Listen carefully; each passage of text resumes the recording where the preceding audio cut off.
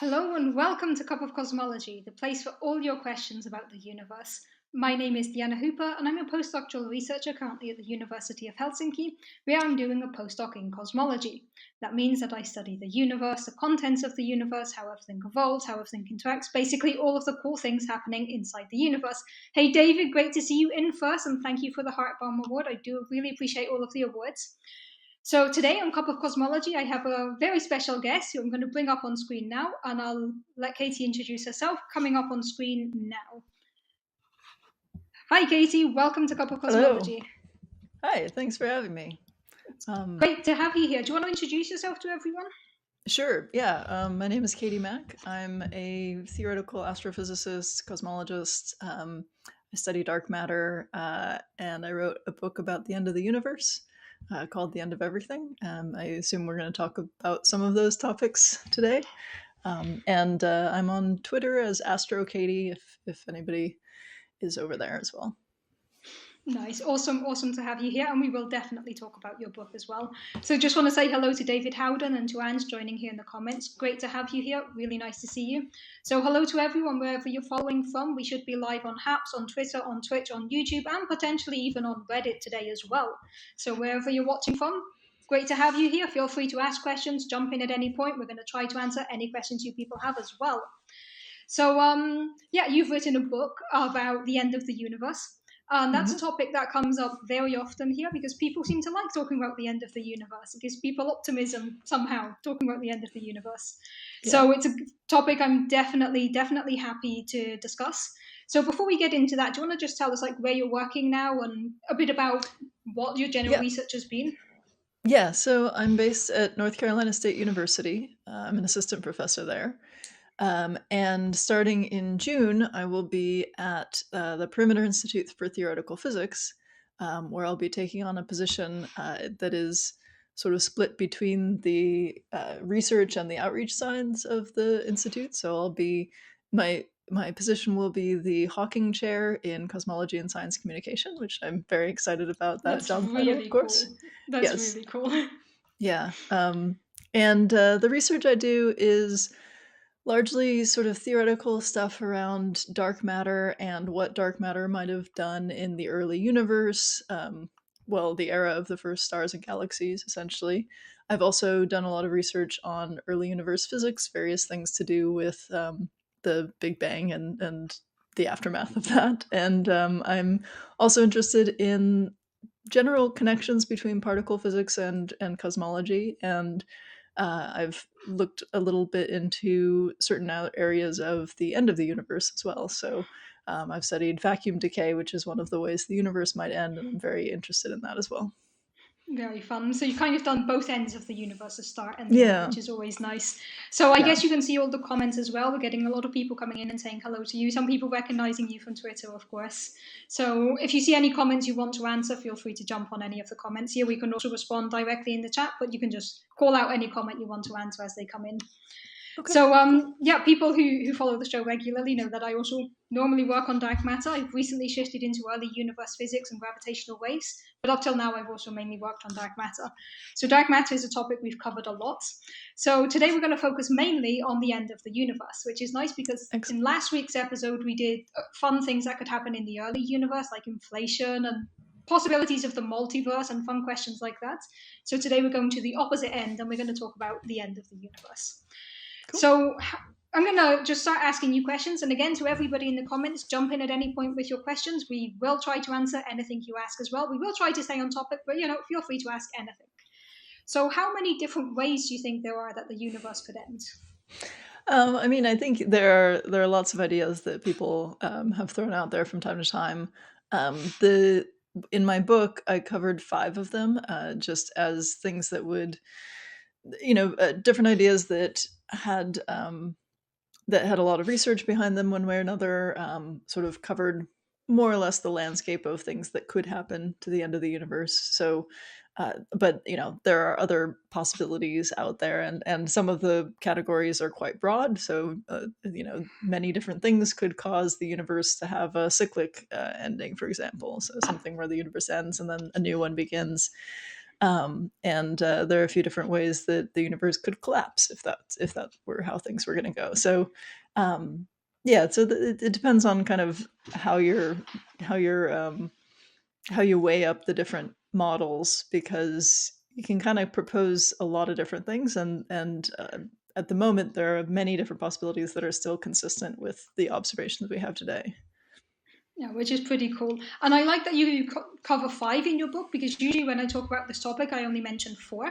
So usually I talk about the heat death, the big rip, the big crunch, and the vacuum decay, of course.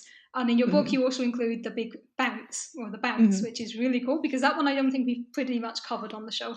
So we talk about your book, so we should mention which book it is. I have the hardcover here. If you have another copy to show.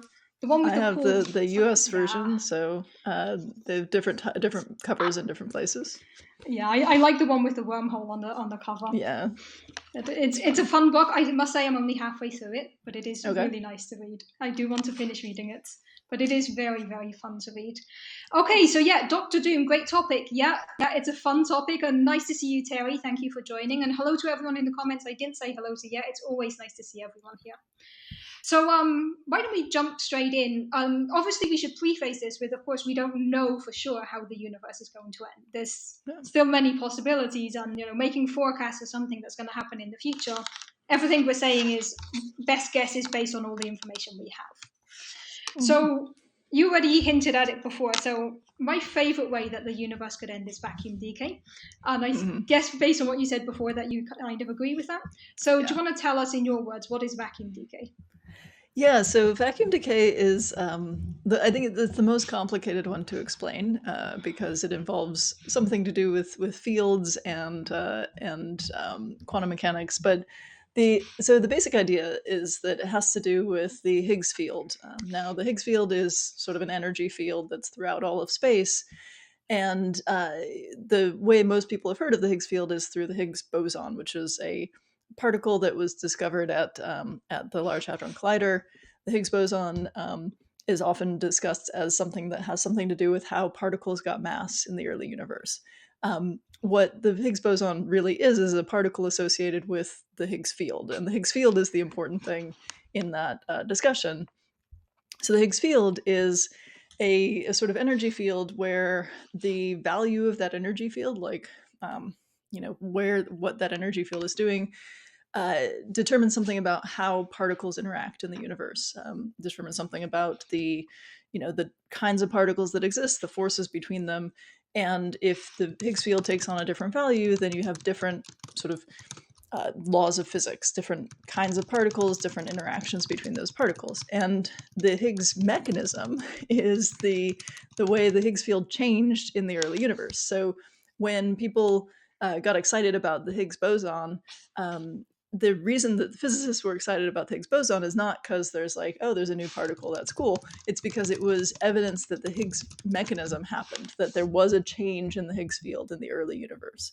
And that change was really important because of the very, very early universe, we had a totally different mix of particles and fields in the universe, and they were all massless, and it was not a kind of environment in which any objects could form. And then the Higgs mechanism changed the Higgs field. So the Higgs field changed to a different value. And when that happened, it set up the conditions so that, the particles that we know and love today, the standard model particles, quarks and electrons and, the photons and the gluons and all of the particles that exist in our universe today, those could be out there. The interactions could be the interactions that we're used to, electromagnetism, the weak nuclear force, the strong nuclear force. It kind of set the scene for physics as we know it today. And that was really important because that allowed, everything to happen. It allowed, matter to form and stars to exist and then galaxies. And us to be here. Yeah. So it set the scene for the universe we exist in today. But the problem is that there's a possibility that the Higgs field, as it is now, is not entirely stable, meaning that it could change again. And we really don't want that to happen because the Higgs field being where it is really important it allows our particles to exist and hold together, and it allows us to be, solid objects and so on. And if the Higgs field changed again, that would destroy all of matter Would as it destroy the laws exists of in the physics universe. as we know them. Yeah. It would rewrite the laws of physics. It would destroy everything that exists. So obviously, we don't want that to happen. And unfortunately, the current calculations based on what we know about the standard model of particle physics, our best theory for how particles all fit together in the subatomic world, our best models for that, our best data for that, suggests that the Higgs field is not entirely stable and that it could change again. Now, there are some caveats to make us a little bit, not worried about that. Hopefully, one is that there's a time scale associated with this change. This predicted change in that time scale. It's 10 to the power of 100 years in the future, most likely, or even more. But it is a sort of quantum event, so we wouldn't necessarily be able to predict exactly when it could happen. It could happen technically anytime. It's just more likely to be in the far future. So, maybe that's not as reassuring as you would like. The other thing, though, is that the predictions for vacuum decay for this Higgs field changing again all rely on the standard model particle physics being absolutely the last the final theory, the theory, totally correct in all of its details.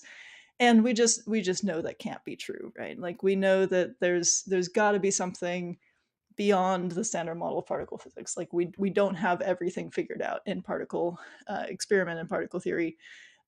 There are little hints here and there in experiments that suggest maybe, places where our standard model of particle physics breaks down, and those could give us hope potentially about vacuum decay, or just, sort of interesting directions to go in a next theory. So anyway, so I don't think we should worry about vacuum decay, but it is a fun thing to think about and calculate if you're interested in the end of the universe, because it would be a very dramatic ending. Because what would happen is that at some point in the universe, there would be a little quantum tunneling event, which would be the Higgs field tunneling into a different part of its sort of different possibility for what it could be. And if that happened, then the Higgs field would change at that point, but it would also cause a cascade where it would change at all the points around it as well. And so it would create a bubble of a different kind of space with different laws of physics, something called a true vacuum. And that true vacuum bubble would then expand through the universe at about the speed of light and just destroy everything. So it would be it's a fascinating idea, because it's really based on a tiny quantum event. Quantum tunneling is something that happens at the subatomic scale all the time. It's the reason that if you have an electron on one side of a barrier, then wait long enough, eventually it shows up on the other side. It's just a weird thing that happens with quantum mechanics. And we use that effect in our technology in various ways. Like, it's a measured thing that quantum tunneling is a thing that can happen. So if it can happen to the Higgs field, then our Higgs field is potentially vulnerable to this event, and that tiny unpredictable quantum tunneling event could then just destroy the entire universe. And so it's fun because we wouldn't see Yeah. it coming. We'd have no warning whatsoever. If it happens somewhere in the universe, it's just going to keep expanding at the speed of light. It might eventually hit us.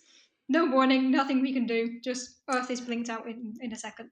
I mean, and we wouldn't notice it either. So that's a mercy, because if it happens really at the speed of light, then our nerve impulses take a little longer than that. So it's not like we'd feel it.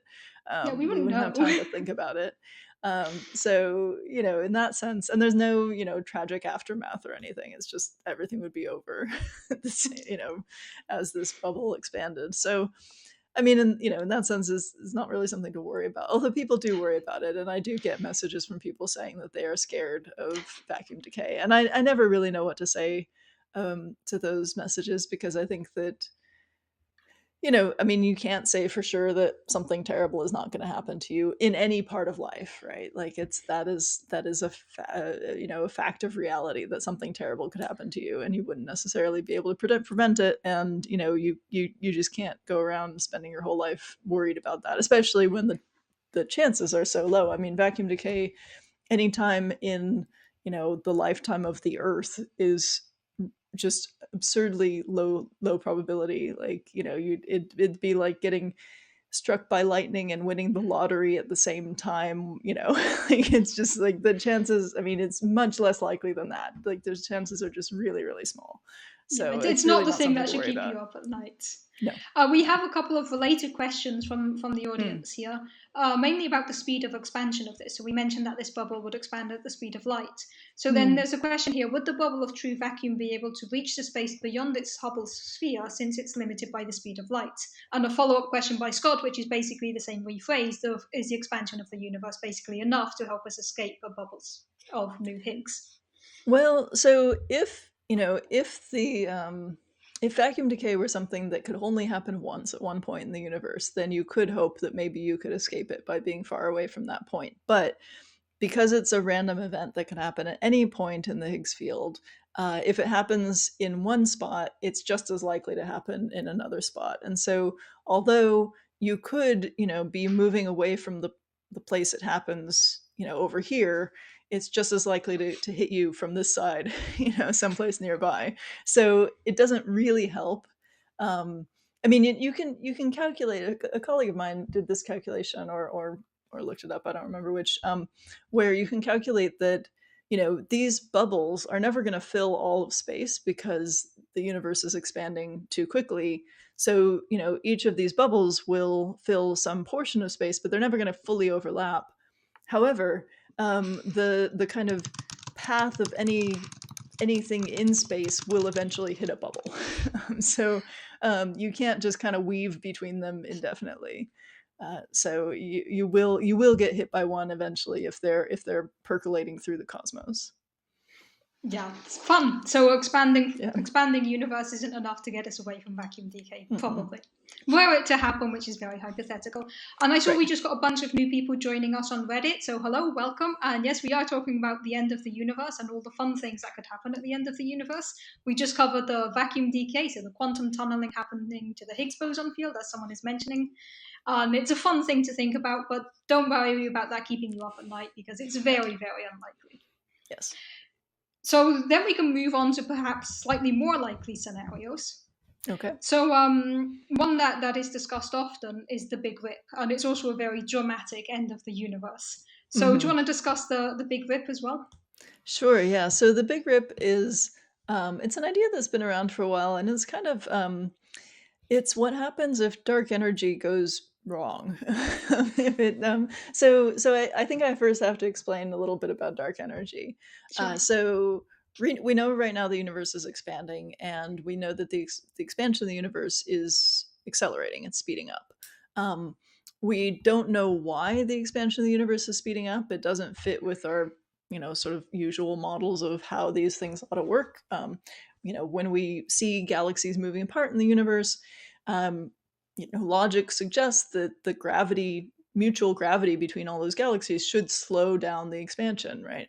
And we thought for a long time that that's what was happening. But when we actually got good measurements in the late 90s, it turned out that the expansion is actually speeding up. It was slowing down for a while, and now it's speeding up. And whatever is causing the expansion to speed up, we call it dark energy. We don't know what dark energy is exactly. And if dark energy carries on doing what it's doing right now, it just kind of empties out the universe and makes the universe more and more empty. And we'll probably get to that discussion later, but kind of just makes the universe very, very cold and dark and empty.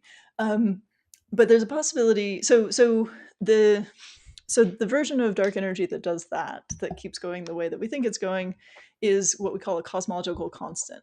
The idea there is just that there's a certain amount of kind of stretchiness to every part of space. There's something inherent to space that makes it want to expand a little bit. And so in every portion of space, there's some expansion kind of built in. And so when there's more and more space, there's more and more expansion. And that's why you get this acceleration. And that would be like, it's just a constant aspect of, space that would cause that. But if dark energy is something else, if it's not just an inherent property of space that it has this expansiveness built in, but if it's like some kind of, dynamical field, something that changes over time, something like the Higgs field that could change, that could have different, properties, then in that case, it could be something that gets more powerful over time, where instead of each little parcel of space having a certain amount of cosmological constant built in, it has a certain amount of dark energy, and that the amount of dark energy in each parcel grows in addition to there being more and more space. And if that were to happen, then the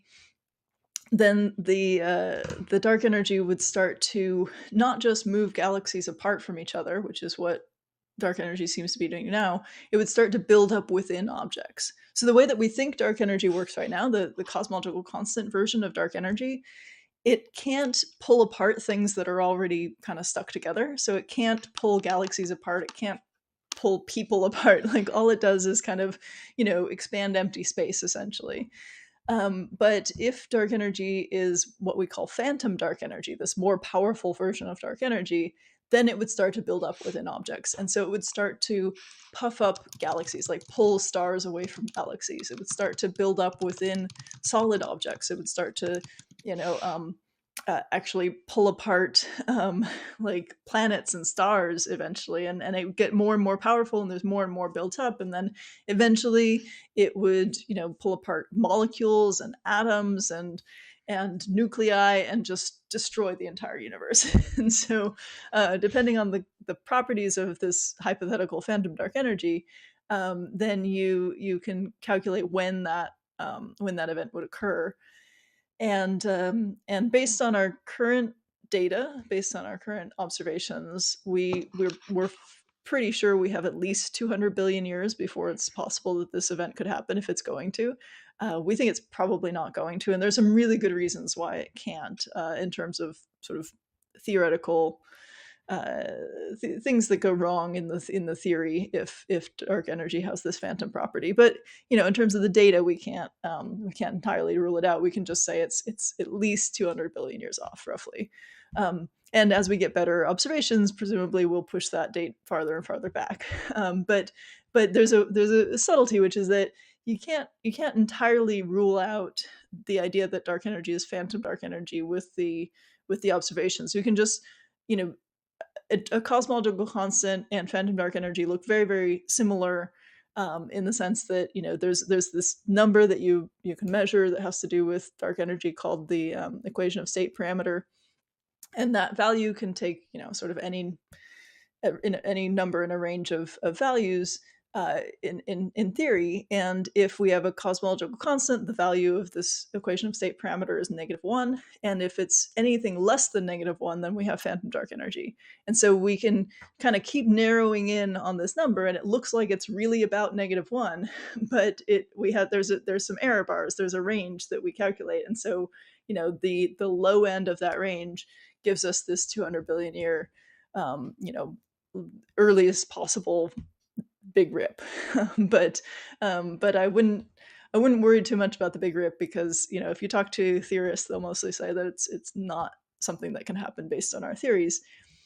And if you talk to the observers, well, we're just going to keep pushing it into the future. So it is a dramatic possibility, because it really would destroy everything in a very very violent way.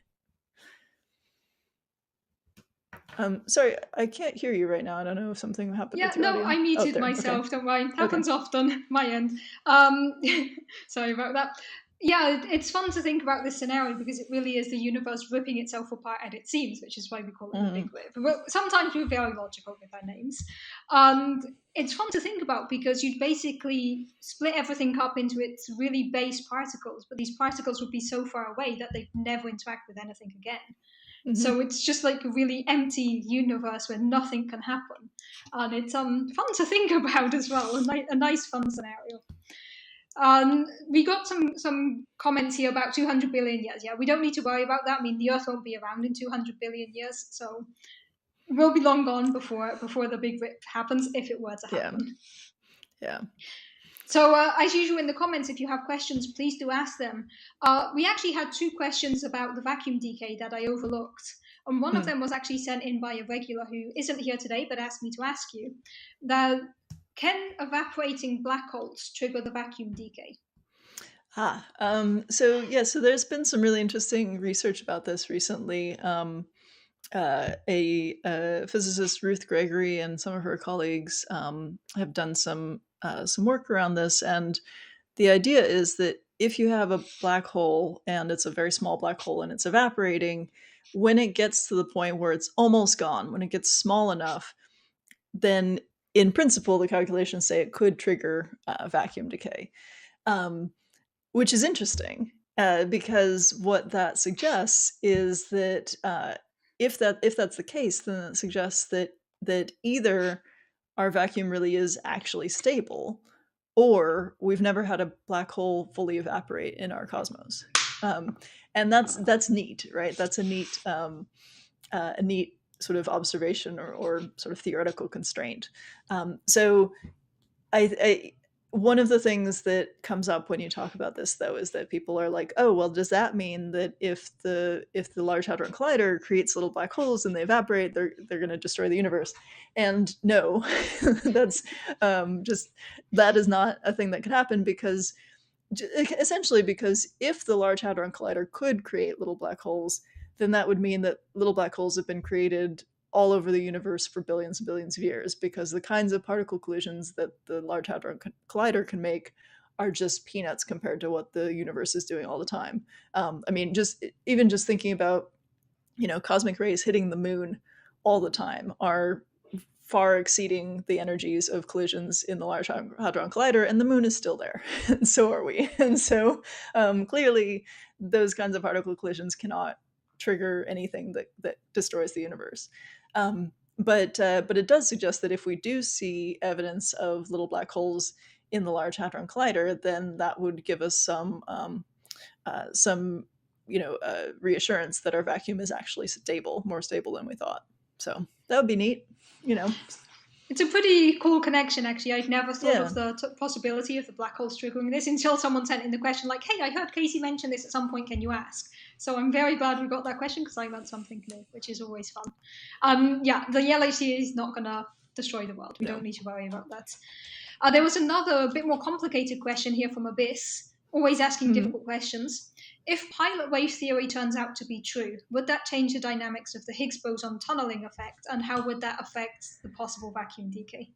So I have not studied pilot wave stuff at all. I know that it's one of the sort of interpretations of quantum mechanics, one of the explanations for the collapse of wave functions, but I don't know the current status of it, and I don't know how it affects things like predictions for tunneling. So I mean, I think anything that gave vastly different predictions for quantum tunneling would be ruled out by the fact that quantum tunneling happens all the time in every kind of context. So I can't imagine that it would prevent vacuum decay from happening, but I don't know the details of that theory. Sorry. Yeah, I'm not familiar enough with pilot theory to answer that one either. Abyss always asks very complicated questions here in the comments. We do appreciate the difficult questions that then make us look stuff up afterwards as well. So we were talking now about the Big Rip, where we have dark energy, and again another question from Abyss, a bit of a tangent. Do we have any opinions on precision cosmology, which kind of opposes the addition of cosmological constant in GR? So there are a lot of different ideas for what dark energy is, and there are lots of reasons to be dissatisfied with the idea of a cosmological constant. The main one is that it seems very arbitrary, right? Like it's just a number. That's a number in the equations of general relativity. There's no explanation for that number. It doesn't seem to be determined by anything that we're aware of. The kinds of arguments you have to make in order to justify that number based on things like, well, if it were a vastly different number, then galaxies wouldn't form, all of that. Those get real convoluted real fast. Any kind of number, any kind of justification having to do with like, well, if you had, a whole bunch of different universes and, most of them had this kind of number and then others had this kind of number, like those arguments are just really convoluted, I would say, and not very compelling. So, and we don't have a good explanation for the number from fundamental theory, because there's the idea that the cosmological constant is some kind of vacuum energy, just some kind of energy of the vacuum. But when you try and calculate vacuum energy from quantum mechanics, you get a very different number. You're off by like 120 orders of magnitude. And so that's not great, right? And so there's, so either something weird is happening in terms of like a bunch of terms canceling out in a very precise way from the vacuum energy, or the cosmological constant is, some other effect that we don't understand. So it's like the theoretical basis for a cosmological constant is it's something that I would say is very annoying to physicists, because it's we don't like a number to just appear and not have anything determining it, and we especially don't like it when that number is a very, very small number. Right? We call that fine tuning. It means that it makes it look like somebody really tweaked things to make this work out. So theorists don't like cosmological constant very much in general, but the observations are all totally consistent with a cosmological constant. there's really no compelling reason to believe from the observations that it's anything else. So I don't know. I mean, it still could be a dynamical field that comes from some really clear mechanism that we just haven't figured out yet. It could be that, and maybe we'll figure it out, and then it'll be like, oh, that totally makes sense. But at the moment, we don't have that. So cosmological constant seems like a kind of simple model, in the sense that it's just a number attached to GR. It's not some new field that we have to figure out its dynamics and all that. But it is, as I say, kind of an annoying idea. But what we do know is that the universe is accelerating in its expansion, and so whatever is doing that, it looks exactly like a cosmological constant. So maybe it's something else. Maybe we'll figure out some really deep reason for it. But at the moment, we don't have a lot to go on to justify changing our mind about that.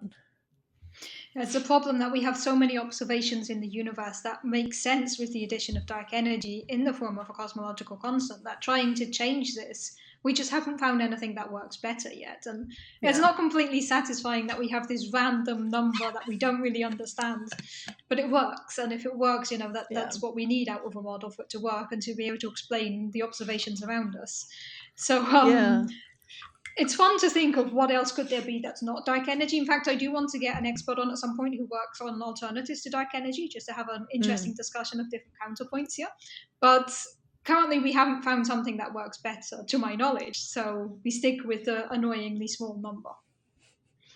Yeah. So I think in terms of the big whip, we covered everything, and I don't see any questions about the big whip that we didn't address. So and someone's trying to figure out if we're related, so just mentioning, to the best of my knowledge, we are not related. We are from different continents. I don't think so. No, not related, just both cosmologists or studying theoretical astrophysics. So fun stuff, but yeah, someone's mentioning MON. Don't worry, we're not going to talk about MON here now, obviously. We're not going there. Not today. So moving on from the big whip, we can move on to the next one, which is also very much related to dark energy, which is the big freeze. Or the heat death. Yes. I think heat death sounds much more dramatic. Yeah, heat death sounds more dramatic, but big freeze is more intuitive in terms of what's actually happening. Like people, like heat death. When you say heat death, sometimes people think that it's like a fiery, inferno, and it's the opposite of that. So, I'll get into why we call it heat death, why we use that term. But the idea behind the heat death is, if dark energy is a cosmological constant, if it's just this property of space that it has this kind of stretchiness built in, then the natural evolution of the universe then is to get bigger and bigger, and more diffuse in terms of the matter and energy in the universe. And then, over time, galaxies get very, very separated from each other. Any system that is not already bound, for example, we're gravitationally bound to our nearest neighbor large galaxy, the Andromeda Galaxy. We're going to collide with the Andromeda Galaxy in about 4 billion years, probably. We're going to, mash up and make a new galaxy. But after that, 100 billion years after that, we will not interact with any other galaxies. we will not be able to see any other galaxies in 100 billion years, because after we kind of collide with the stuff around us, space will be expanding so quickly, and everything else will be moved away from us so far away and so quickly that we won't be able to see other galaxies anymore. When you look at an image like the Hubble Deep Field image or whatever, where there's like tens of thousands of galaxies, those, if you took a Hubble Space Telescope and put it in the sky in 100 billion years, you would just see darkness, right? You would maybe see a few dying stars in our own Milky Way, and that's it. You would not see any galaxies at all, because the universe would have been expanded so much. Those galaxies would be so far away, moving away from us so quickly, that their light would be stretched out so far that we wouldn't be able to pick it up anymore. And we would be in this very, very dark, empty universe. And at that time scale, around 100 billion years, most of the stars in our galaxy will have burned out. There might be a few sort of red dwarfs hanging around, slowly cooling. And then eventually, as things carry on, because there's no more collisions to bring in new gas from other galaxies, we'd use up all of the stuff in our own galaxy.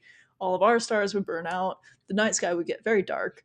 And then eventually, there's just some black holes left, and then those black holes would evaporate, and then eventually you get to a universe that's essentially empty. It's got really nothing in it other than this dark energy, this little bit of sort of energy that's sort of a property of the universe. And there would be no particles, no radiation, except like a tiny amount of background radiation that would not be able to do anything. And all of the energy in the universe would be kind of decaying into this waste heat of the universe. And that's where the term heat death comes from, is that heat in this sense is used to mean disordered energy, entropy, right? So when you study physics, you learn about heat as heat is just disordered energy, and entropy is a way of measuring disordered energy, right? Disorder in some sense. And when you learn thermodynamics, you learn that the second law of thermodynamics is that entropy increases in the future for any system. And so the disorder of the universe just keeps increasing. Things decay, matter decays, energy spreads out, things fall apart. And so you eventually get to what's called the heat death, the ultimate heat death of the universe, which is where we reach the maximum entropy for the universe, where the entropy is, there's the only energy left in the universe is just pure disordered energy. And that's a death, because once you get to maximum entropy, nothing can really happen anymore, because entropy has to increase in the future. If entropy can't increase, there's kind of no future. It sort of means that the arrow of time gets a little bit confused, because you sort of think of time as the direction in which entropy increases, and if entropy can't increase anymore, what does that even mean for time? And you can have little fluctuations, right? Like you can have just random fluctuations where every once in a while a couple of particles or bits of radiation or something would kind of come together temporarily and then fall apart again. You can have that. And if you have this sort of eternal phase of this heat death, and that a lot of things can come together. You can get little fluctuations of really interesting objects, but then they fall apart again, and just nothing of consequence ever happens again in such a universe. So that's Which is also that's also a fun outlook, right? The universe ends up cold, empty, desolate wasteland when nothing can happen. Also a nice outlook. I just want to add a comment here, clarifying, in case people aren't too familiar with the idea of entropy, because there's an example that I heard about once that I think makes it very clear what we mean by heading towards maximum entropy. And the example I want to give is if you make a mocha. So a coffee where you have a layer of coffee, a layer of chocolate, and a layer of milk. And initially when you make this, you have the three distinct layers. But if you forget about your coffee, you go away, you come back an hour later, the three layers are going to have mixed, even if you haven't stirred it, because they will gradually mix into this uniform soup. The reason being that there's more entropy if they're all mixed up. When they're separated, they're more ordered, and when they're mixed, they're more chaotic. So this is basically what the universe is doing. It's mixing all of the components together, and when you combine that with expansion, you end up with the heat death. Yeah, it's kind of I mean, people consider it sort of a depressing end because everything kind of, the universe ends up, it's cold, dark, and lonely.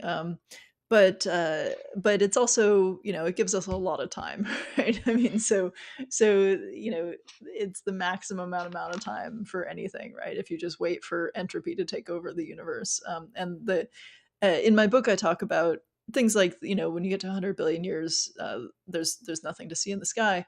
But you can think about how long does it take for particles to decay, and current estimates are something like 10 to the power 40 years, or 10 to the power 40 seconds, I guess is where that's at. But that number is sort of fluctuates a little bit. That's a really long time. But then beyond that, you get exponents on exponents, and the numbers don't mean anything anymore if you really want to calculate how long it takes to actually get to the heat death. And so it's a very long time. It is indeed. We have a very nice question from David here. If entropy is just a statistical phenomenon, given enough time, could a chunk of order just emerge by chance? And it could, but not for a long time. Yeah. So that's another interesting idea that I talk about in the book, in the heat death chapter, where you can calculate how long it takes for certain kinds of ordered objects to kind of appear. And so there's a fun paper by some colleagues where they calculated just with random fluctuations of particles, how long would it take for a grand piano to assemble itself out of the particles of the leftover stuff in the universe. And you get it is an extraordinarily long time, right? Like I don't remember the number, but it's exponents on top of exponents or whatever. It's a very long time for that to happen. And so you can calculate, you can hypothesize that maybe a whole universe will fluctuate itself out of that vacuum, and maybe that's the origin of our own universe. Maybe there was a heat death of a previous universe, and then our universe fluctuated out of the vacuum. But the problem then you get with that is, somebody in the comments just mentioned it, is the Boltzmann brain problem, which is a really silly-ish but also compelling issue in these kinds of calculations, which is that let's say that what you want is for a galaxy to fluctuate out of the vacuum, and this galaxy will be the new sort of existence in the universe. It's maybe a galaxy could fluctuate out of the vacuum randomly, but it's much more likely that just a single solar system would do it, based on how long it takes all the particles to get together in just the right way.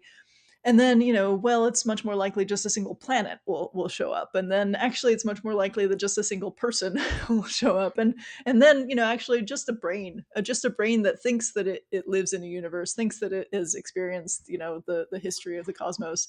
And then you get that problem that you find that it's exponentially more likely that you're just imagining the entire history of the universe than that this fluctuation happened. And that's just, you don't want that in a theory.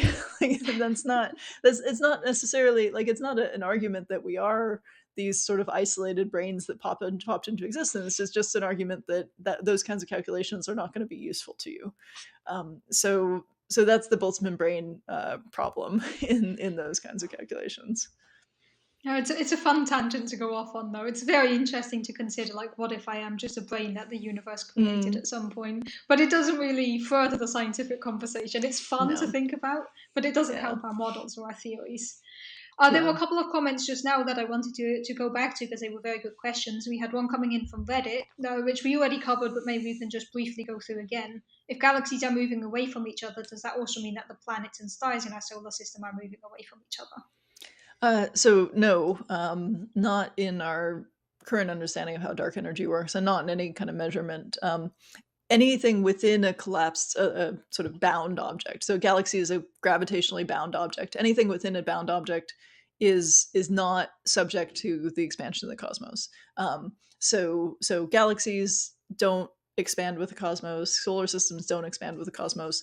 They kind of move away from each other as the empty space in between expands, but they themselves are not expanding. Yeah, so it's a battle between gravity and dark energy, and on small scales, gravity wins. Small scales counts as anything like a galaxy or smaller, and on large scales, dark energy wins. Then we have a fun comment by James, a bit off topic, but a crazy fun comment. Could the universe currently cold be rushing towards a hotter, unseen part of the universe, kind of like just a movement of temperatures? And I want to answer that by saying, if that were the case, we would probably see it in the CMB, in the cosmic microwave background radiation, which is the oldest light we have in the universe. And my regulars know I cannot go a single show without talking about the CMB. And it tells us that the universe is at a very uniform temperature, very incredibly uniform temperature, whichever direction we look. So if there was a hot spot somewhere that could have some type of gravitational influence on us, we would see it in the CMB. Yeah. So as usual, if in doubt, I go back to the CMB. We have a fun comment from Cleveron. What made you specialize in understanding how the universe will die? Seems like a very morbid topic, but interesting. Yeah, I kind of fell into it. So I give a lot of public talks, and in my public talks, I often talk about, the unseen parts of the cosmos, dark matter, dark energy, things like that. And I noticed that one of the things that I found the most fun to talk about was about the future of the universe, how it might end. And I'd also, I'd done some reading over the years about things like the Big Rip and vacuum decay, and I just found those really fascinating topics. And so when the time came where I was thinking about writing a book, I wanted to write something where I could talk about the. Oh, I think my video just froze a little bit. Okay, I think You're it's back now. So I wanted to find a topic I could talk about that would be, I could cover a lot of interesting cosmology and have a kind of interesting sort of hook and something kind of exciting to discuss. And I realized that, the most fun thing to talk about with public audiences is the destruction of the cosmos because it's dramatic. And you can also get a lot of really interesting physics and cosmology in there by talking about the history of the universe and things like entropy and gravity and stuff like that, quantum tunneling or whatever. And so it seemed like a really nice sort of a really nice opportunity to kind of bring a lot of topics together. And for some reason, I just find the end of the universe a fascinating topic because it's a little bit scary, I guess, in a way that's fun to think about and not immediately threatening. So that's nice. But yeah, I just thought it would be something that I would enjoy discussing and I would enjoy writing about, and it was super fun to write that book. So, and in thinking about these topics, I had a few more research ideas, which is nice as well. So that's good. Yeah, and it's always fun topics to talk about. In fact, people ask me very frequently here on the streams, like about vacuum decay, how is the universe going to end? I think it's something we all want to know, right? Once we have a beginning, we have an end. So it makes sense that we want to know where we're going. So we've covered 3. We have about 10 minutes left, and we still have to cover the remaining 2, the Big Crunch and the Bounce. Do you want to jump into Big Crunch?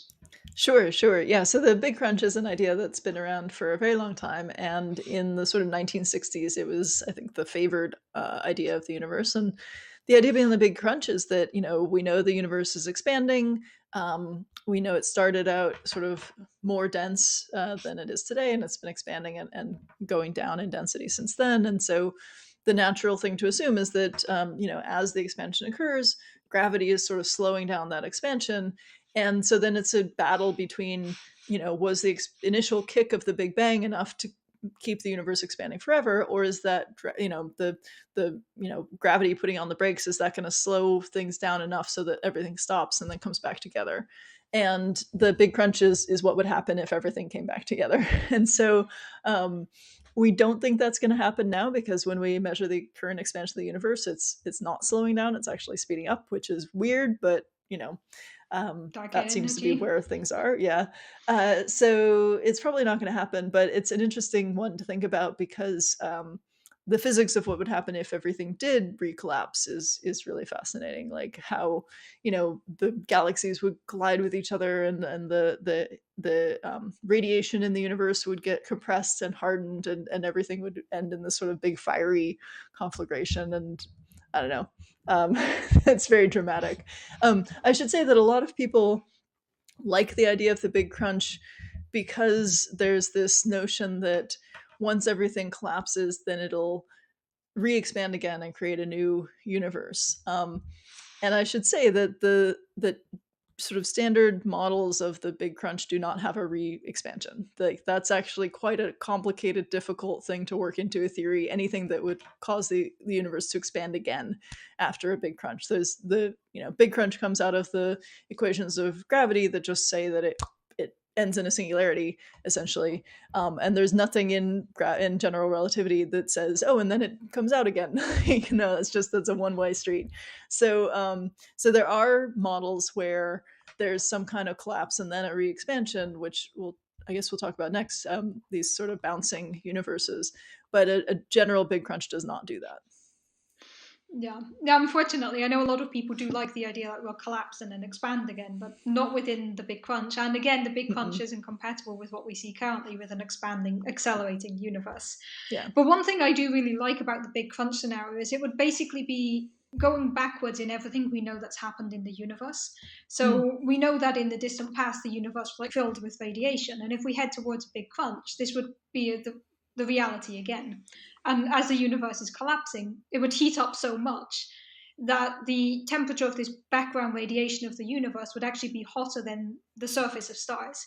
So stars would be burning from the outside, which is ridiculous to me to think about, that we just wind up with stars that are no longer the hot things in the universe, but the outside is hotter than the stars. And it's very fun to think about that, because if we do end up in a Big Crunch, everything basically falls into black holes merge. We head towards a really supermassive black hole that is gradually getting smaller and smaller. We had a question very early in the stream that I was saving until now. If we are heading towards a Big Crunch, how quickly would we realize that the universe expansion is slowing down? So it depends on sort of how the slowdown is happening. We would see it more in sort of relatively nearby stuff than in the very most distant parts of the universe, because the news of that reversal would take some time to get to us from the very distant edges of the universe. So somewhere in between, where we expect the expansion to be happening, but we would see that expansion stop.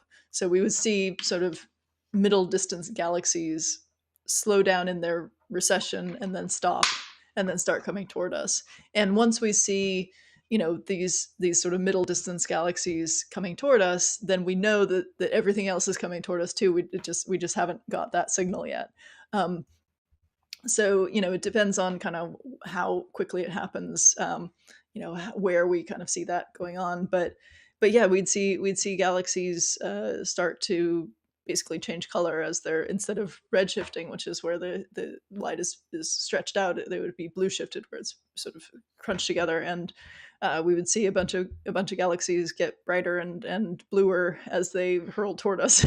So I think it would be, I find it to be the most terrifying end of the universe as a possibility, because you would see it coming and then the whole universe would end in fire. So that's not fun. I don't like that idea. Yeah, I think the vacuum decay is nicer. No warning. The universe just blinks out of existence. Nothing to worry about. You won't see it coming. It's done. Exactly. You won't feel it. The universe burning does sound a lot more dramatic, actually. Yeah, you can't escape from it. It's like all of space is on fire. What do you do? That's not great. Yeah, definitely not the best scenario. But again, something that's not going to happen tomorrow. We don't think the Big Crunch is likely, given what we see currently with dark energy, but maybe dark energy suddenly changes its properties. So that is a possibility. Yeah, that's the only way it would really happen. Yeah. We've had dramatic transitions in the universe before. We mentioned before when the Higgs field turned on, when we had this phase transition in the early universe. So it is a valid question to ask if there could be some type of phase transition with dark energy that will cause such a reversal or such a change of behavior. It could be. We have someone here asking for the title of your book, because they missed it earlier. I'm just showing the books it's called again. The End of Everything, Astrophysically Speaking. So very fun book. Add it to your reading probably. lists. Yeah, definitely add it to your reading lists. Okay, and then you also talk about the bounce in your book. So do you want to tell us what the bounce is? Because this is the one I know the least about. Yeah. So the bounce, so I use the term bounce to talk about sort of a whole class of models where there would be some new universe that came out of the old universe, our universe. So the idea is that our universe ends and then something else happens afterward. So there are a couple of different ideas. One idea is called the Ek Pyrotic Model, where you would have essentially some kind of partial collapse and then a new expansion and a new universe coming out of that. There's a model by Roger Penrose where you'd have a heat death and then a new universe would come out of the end of the heat death in some way. And there are some models where there's a supposition that the beginning of our universe was actually the end of a previous universe, and what it says about our future is a little bit unclear. So I kind of vaguely talk about a few of those models without going into detail about any of them really, because they're all kind of works in progress in terms of what that would really mean and what it would really look like. And there's the jury is very much still out on whether or not those ideas are better than the ideas we have currently about the beginning of our universe, because essentially all of these ideas are designed not to explain the end of our universe but to explain the beginning, because there are certain ways you can look at the early universe that are sort of theoretically unsatisfying for reasons I won't really get into that have to do with entropy and stuff like that.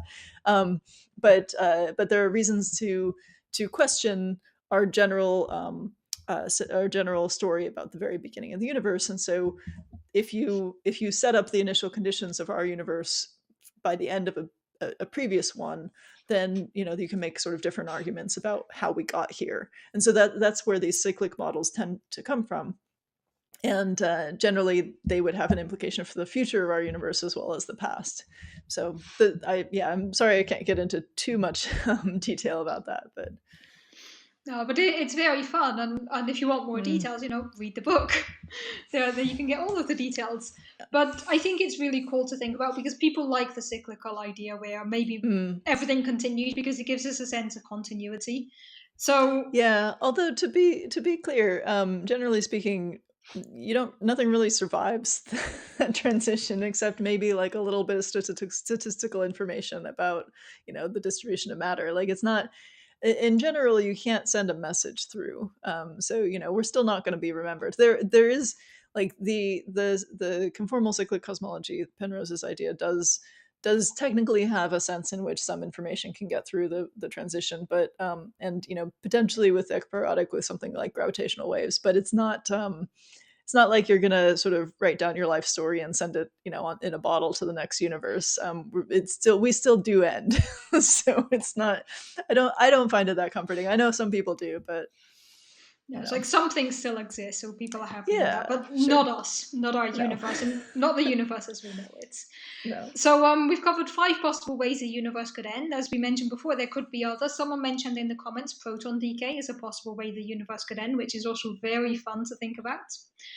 But let us know in the comments what you think. What is your favorite end of the universe scenario? I'm definitely going with vacuum decay, because we wouldn't see it coming and we wouldn't need to worry about it. I think you said yours is also, your favorite is also the vacuum decay. Oh, for sure. Yeah. Yeah, so do let us know in the comments if you have a favorite one. And as David keeps mentioning in the comments, if you want to know more about this show, you want to head to cupofcosmology.com. If you want to know more about Katie, you want to head to astrokatie.com. There you can find both of us, all of our information. So before we wrap up, is there anything else you would like to talk about, or anything else you'd like to tell us, or like your favorite tidbit about cosmology? Just anything you want to throw out towards the end. Oh gosh, I feel like my favorite tidbits about cosmology take a little bit longer to explain. But okay, here's one that I do talk about in the book, and I have a little diagram about it as well. You know how when you look at something really far away, it looks small? So it turns out that in the universe, that's true up to a point, and then there's a distance beyond which things start to look bigger. So if you take the same size galaxy and put it at different distances away from us, beyond a certain point, that galaxy will look bigger the farther away you put it. And the reason for that, and I talk about it in the book, the reason for that really is that if something is far enough away, then the light from it started to leave that object and travel toward us when the universe was smaller, and so it was actually closer to us when the light left it, and so it's a bigger thing on the sky, which is just a wild idea. But it's really, really helpful because it means that we can look at things that are billions and billions of light years away, and see more detail in them than we could if that were not the case. So things that by all rights should be less than a pixel, we actually can see some detail because of this weird effect where more distant things at some point start to look bigger. So it's awesome and wild, and it has to do with the expanding universe. And I explained it a little bit in the book. I have a diagram, but that's the thing that blows my mind the most about the cosmos. It's really cool when you think about it. That just there's these things that we can actually see more than you'd expect, just because the universe is nice to us like that. Yeah, it's really cool. So we're saying some people here prefer the crunch because there's more to observe as it happens. Okay, that's brave of you. I would not want to see it coming. No. Abyss says their favorite is the Great Epoch, not the universe's end, but ours is observance as the universe. Okay, so you focus on our own death instead of the universe's one. David says heat death. Well, that is the most likely one currently, as far as we know. But yeah, could be. Okay, so this has been super fun. I'm keeping to the 1 hour because we cut off the Reddit stream at 1 hour. So this has been super fun. Huge thanks to you for joining. Thanks to everyone. For having me. Yeah, it's awesome, and you're welcome back anytime. You're always welcome on the show. All right. Cool. So thank you everyone for the questions. It's been great fun. All of the fun comments. If we miss any of your questions, know that it's not intentional. You can message me on Twitter if you want more questions. Also, you can reach out to me at contact@cupofcosmology.com with more questions, and check out the webpage if you want to request a topic or propose a guest. So I'll be online again next Sunday, same time as today. That's 1 p.m. Eastern time, 7 p.m. Central European time, 8 p.m. my time. No end, let's keep it going. I'm sorry, Terry, but we do keep it to 1 hour most of the time. I know sometimes I have been on for 2 hours, but let's keep it to 1 hour today. So thank you everyone for joining, and huge thanks to you, Katie. It's great to have you here. I hope to see you all again next week.